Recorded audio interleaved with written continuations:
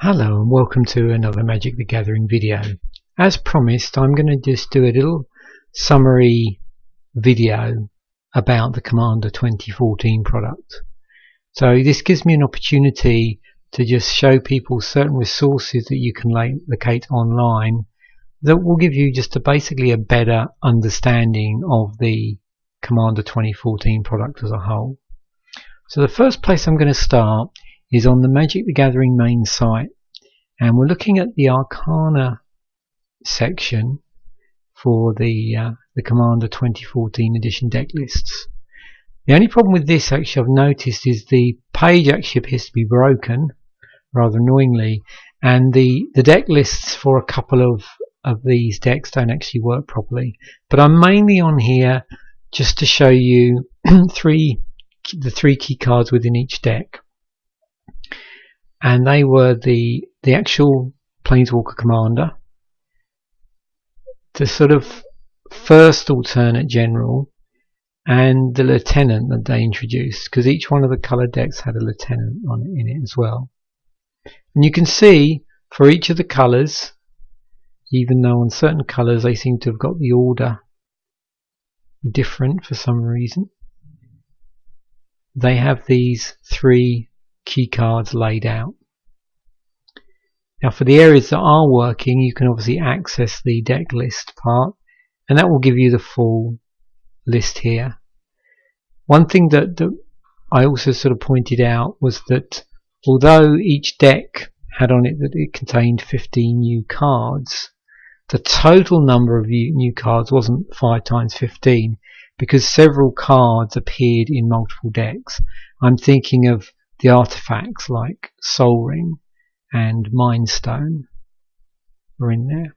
And we'll also talk, there was Commander Sphere, but there was also several cycles of both artifacts and lands, which we'll also take a look at in a moment. But as a starting point, this is just what we were going to look at first, which is basically the deck lists. Now, moving on, the other good thing to look at with respect of this deck is the release notes page for Commander 2014. So with any Magic product, it is a really good idea to either find if there are some release notes, or if it's a set, you often find like a Q&A type posting. And what this does is it just gets people familiar with certain cards. So in here, the other thing that they talk about is Commander deck construction, and this sort of clarifies that sort of question I had when I was looking at the red deck, and I'd noticed that Bosch's colour identity wasn't through the casting cost, and it was a sort of newer concept that I wasn't 100% sure that I'd actually read right, and then someone clarified it for me, which is that not only does the colour identity, or can the colour identity come from its mana cost or colour indicator, but also the colours of any coloured mana symbols that are actually in the rules text. So that's how Bosch is able to get a red colour activity, because there is a red mana symbol in an activation cost on Bosch. The other thing which you have to be careful of is that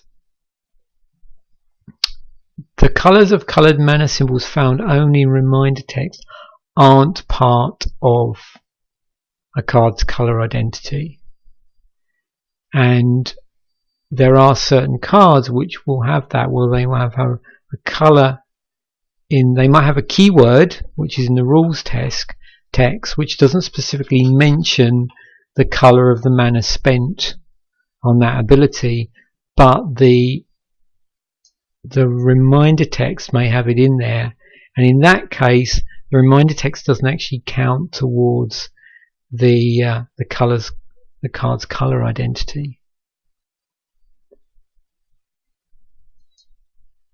So a card can't be included in your deck if its colour identity includes a colour not in your commander's color identity. So I suppose in effect what has been modified is what constitutes a card's color identity, and also clarified as to what constitutes a card's color identity.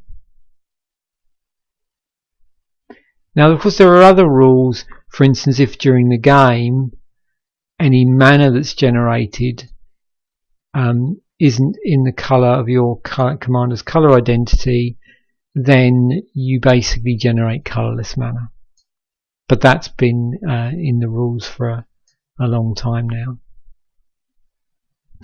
There's also notes about specifically how to use your commander, about the alternative mulligan rule, and what happens if someone has to leave the game. It then goes on to really spell out for this new word ability exactly what Lieutenant is and where it applies, a little bit about the cycle of what are called offerings and how they work, and then card specific notes for the newer cards in Commander. Again, just to clarify any questions that could be created by a card's rule or by something's activation rules or its ability rules.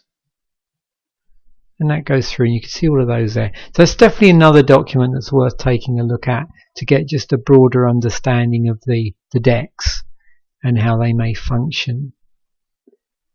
The other area that's worth looking at is the Commander 2014 page on MTG Salvation's Magic the Gathering Wiki.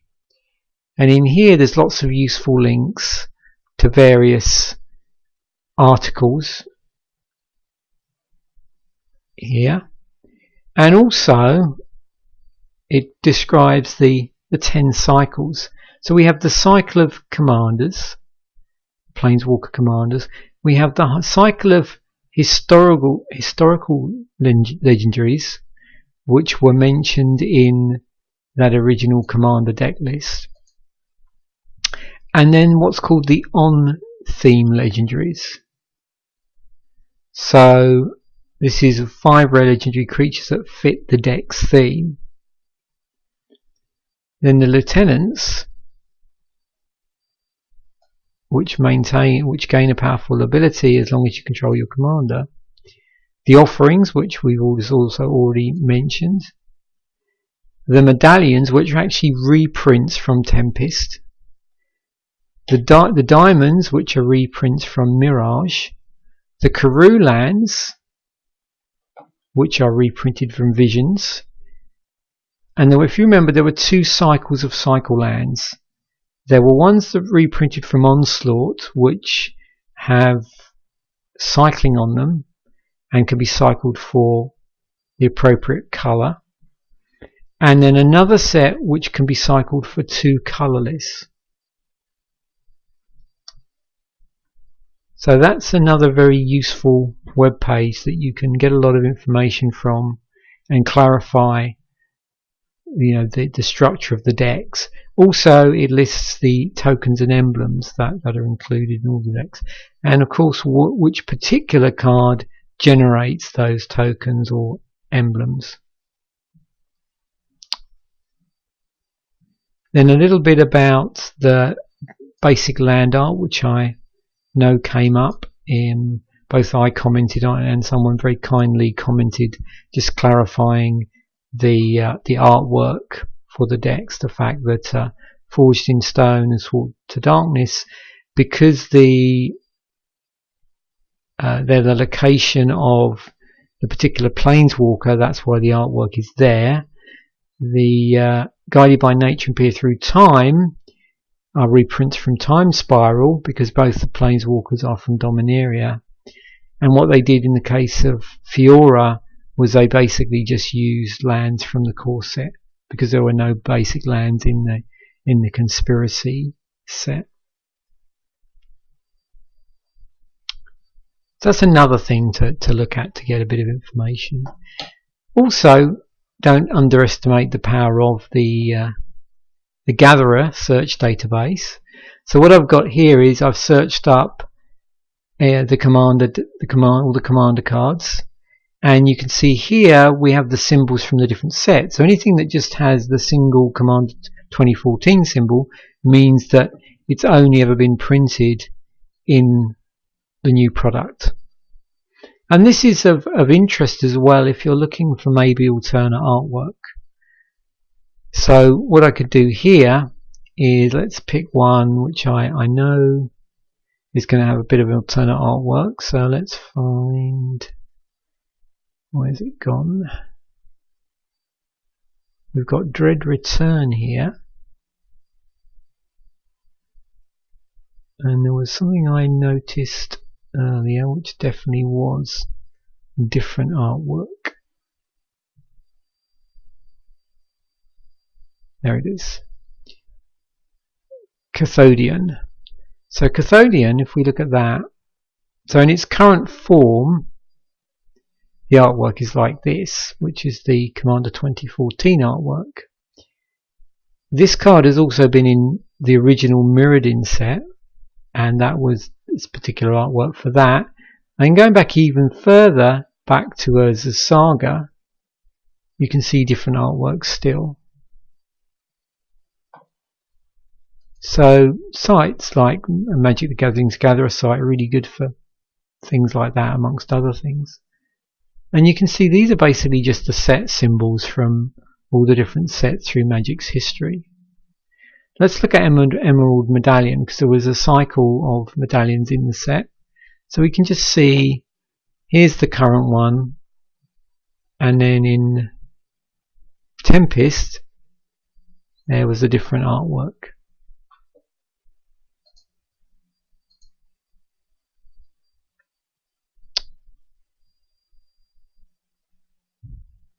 Now for some things you might find that the artwork doesn't always change that much.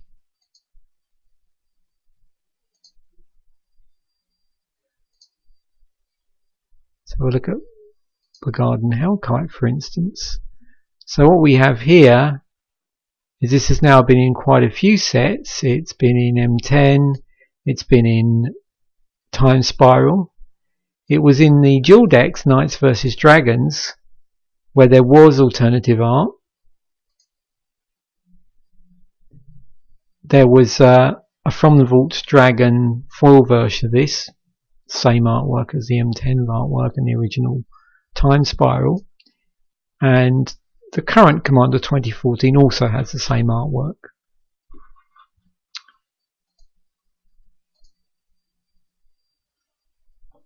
Now of course there are other sites that you can use to look up Magic the Gathering cards as well. Let's just move on to sites which give you information about Commander generally. And these are, there are loads of sites basically, and I'm not saying these are the only sites you should look at, but they're a good starting point. So one is a blog called the commandzone.blogspot.ca, and what's interesting about this is they've actually already got a couple of posts on here about changing out the current Commander decks and basically optimizing them. So that I'm going to definitely be reading through at some point.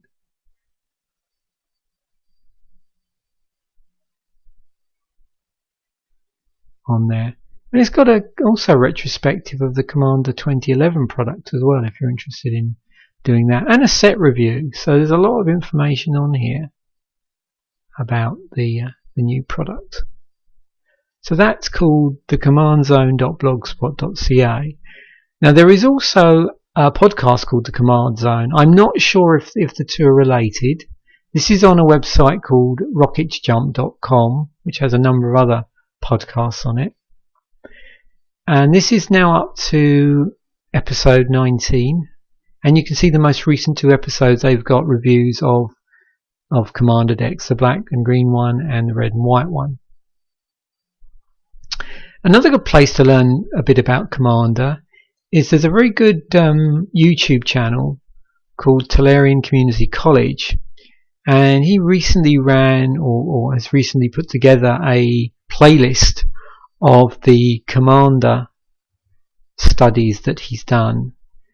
And this one is very good, actually, Introduction to Commander Deck Construction, but also, all of them are worth a look.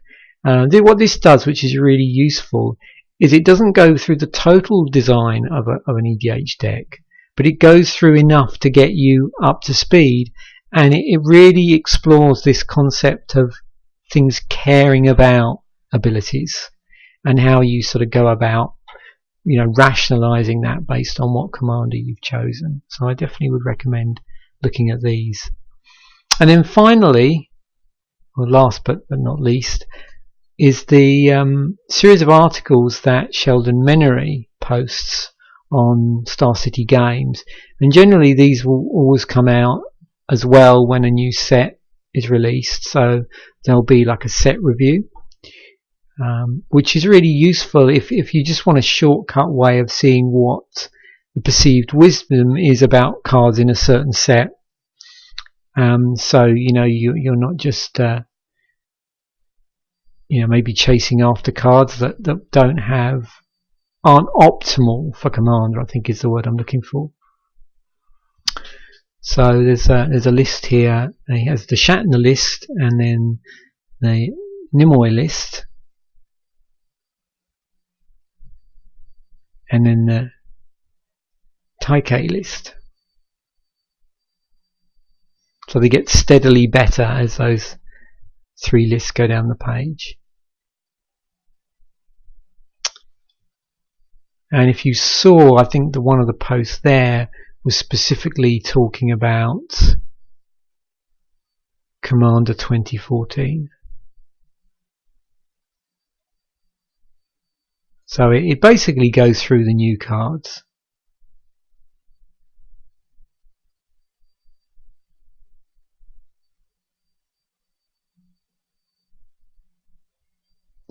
So if that wasn't enough to be going with, of course the other thing you can just do is basically to use our old friend Google, to basically just Google for Magic the Gathering related stuff. For instance, if we were to just go looking for, say, podcasts about Commander,